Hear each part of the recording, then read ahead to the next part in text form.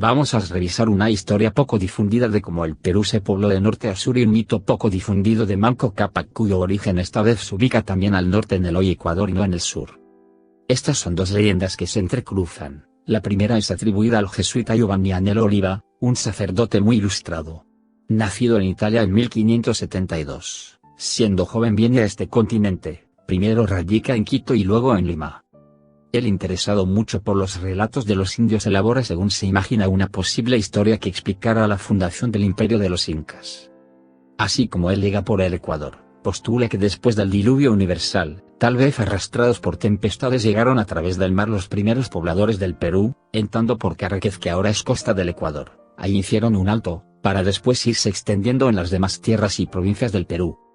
De Caraquez, un grupo numeroso pasó a Santa Elena, en donde se distinguió el reinado del cacique Tumbe o Tumba. Se dice que Zumba era entonces el nombre de Santa Elena, pero después veremos que Zumba está en una zona de frontera con Perú, y aún existe. Ahí en esa zona el cacique Tumbe establece su reinado. También en la historia se entrecruzan los gigantes, que en el Perú no difieren a los gigantes en otras partes del mundo. Algunas veces fueron considerados dioses. Otras los consideran demonios o seres a los que temían por su temperamento violento. Generalmente estos gigantes siempre usaron a los hombres. Siempre se valieron de ellos, pero jamás tuvieron con los hombres una convivencia fraterna, sino los tenían subordinados.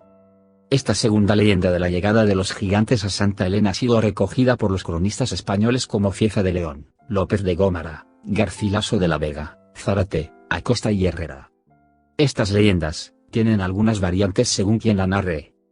Los gigantes también habrían llegado por el mar en balsas hechas de junco. Doblaban en estatura a los indígenas afincados ahí, que llamaremos naturales.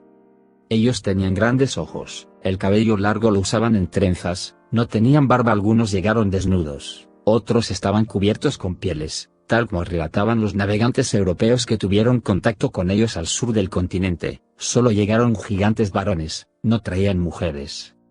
Los gigantes desembarcaron en una zona que tenía poca agua dulce, de tal modo que cavaron un pozo muy hondo en roca viva, para tener líquido abundante y fresco. Ellos eran pescadores, para sus faenas usaban redes y aparejos, y su alimentación principal era el pescado, el que consumían en grandes cantidades. El cacique Tumbe tenía dos hijos, Quitumbe y Otoya. Quitumbe era un hombre sagaz, valeroso y sereno. Su hermano Otoya era un hombre muy ambicioso. Desde Zumba, que ahora es la frontera entre Ecuador y Perú, Tumbe decide enviar expediciones hacia el sur para descubrir nuevas tierras, expediciones que son dirigidas por sus dos hijos y que terminan en fracaso. Tumbe muere apenado, sin saber la suerte corrida por sus hijos. Los dos hermanos regresan a Zumba. Quitumbe, conociendo el carácter ambicioso de su hermano menor, no quiso entrar en contiendas fratricidas con Otoya y disputarle el reino de su padre. Entonces se dirigió hacia el sur acompañado de numerosos partidarios. Con ellos se estableció en un lugar cercano al mar y que tenía una naturaleza muy exuberante y pródiga. Allí fundó el pueblo de Tumbes, nombre que puso en honor a su padre Tumbe. Estando en Tumbes, Quitumbe se entera que unos hombres gigantes llegaron en balsas de juncos y eran el doble de estatura que los indios nativos, que esta gente era violenta, feroz, tomaban a las mujeres del lugar como pareja, pero al ser tan agresivos, terminaban matándolas. Los gigantes habían desatado el terror en todos los pobladores y para salvar su vida los pobladores huyeron. Los gigantes, al quedarse solos, se dice que cayeron en el vicio de la sodomía. Y los dioses, enojados con ellos, enviaron fuego del cielo y un ángel exterminador que con flamígera espada los mató a todos. Los restos de los gigantes quedaron esparcidos por el suelo. Muchos cronistas aseguraban haber visto esos huesos y que los indios se los mostraron a Pizarro. Como en todas las culturas donde hubieron gigantes, siempre se ve que ellos se enfrentaron a los dioses, otros seres con una fuerza y armas superiores a ellos, enfrentaron guerras cuyo propósito era exterminarlos. Es más, casi todas las culturas asocian al diluvio universal como un medio que usaron los dioses para eliminar a los gigantes. Y a los humanos corrompidos por ellos. Humanos que aprendieron de ellos las ciencias, las artes, las prácticas de la vida diaria, mientras que los dioses esperaban que los hombres, según algunos relatos, creados por esos gigantes ya sea para servirlos en las tareas de siembra, recolección, pesca, minería y en otras para servirles de alimentos. Hay casos donde los gigantes de raza, no híbridos, como dioses. Tomaban de una familia a uno de los miembros para alimentarse y dejan al otro para trabajar. Según los dioses que exterminaron la raza de gigantes, no a los humanos con gigantismo, querían que los humanos descubrieran por sí mismos esas artes, ciencias, y cómo sobrevivir en la vida diaria por ensayo o error, por ejemplo descubrir qué plantas curan, alimentan, son venenos. Mientras tanto el hermano de Quitumbe, Otoya permanecía en Zumba, había llevado el reino de su padre a la perdición y a los placeres carnales, descuidando el gobierno, su reino estaba sumido en el caos. Otoya no fue del agrado de los gigantes y estos conquistaron fácilmente la ciudad y decidieron castigarlo, los gigantes le dieron el escarmiento y lo encierran en prisión donde morirá tiempo después. Quitumbe, al tener noticias que su hermano había caído por la ira de los gigantes, huye a las serranías y allá funda la ciudad de Quito. Vemos que su nombre es Ki, puede haberle dado el nombre a Quito y Tumbe obviamente como su padre. Quitumbe forma allá un gran ejército para poder rescatar a su familia en Zumba, y allá logra vencer a los gigantes y los extermina. Motivado por sus triunfos, Quitumbe decide expandir sus dominios, así avanza hacia el sur y llega a extender su reino desde Quito hasta el valle del Rímac, ahí fallece. Uno de sus descendientes fue Guayanay, quien era muy hermoso. Atrajo a Ciar, la hija de un curaca del valle de Pachacamac. Fue perseguido por sus huestes y huyó hacia el norte y tuvo a Atau, quien fue padre de Manco Cápac.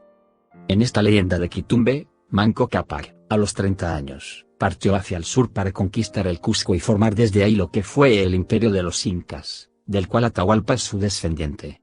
Desaparecida la amenaza de los gigantes, es ahí cuando se dice que Quitumbe regresa a Tumbes, luego se dirige hacia las serranías y funda la ciudad de Quito. Poco tiempo después parte de esta ciudad y baja al litoral de Tumbes y Piura, y sigue su recorrido extendiendo sus dominios hasta el valle del Rímac, lugar en el cual construye el templo de Pachacamac y murió en ese lugar. Acá apreciamos a Quitumbe centrado más en sus conquistas, por ello se habría olvidado de Iras, su hermosa esposa, quien al poco tiempo de su partida dio a luz un niño muy bello al cual puso por nombre Guayanay, que significa golondrina.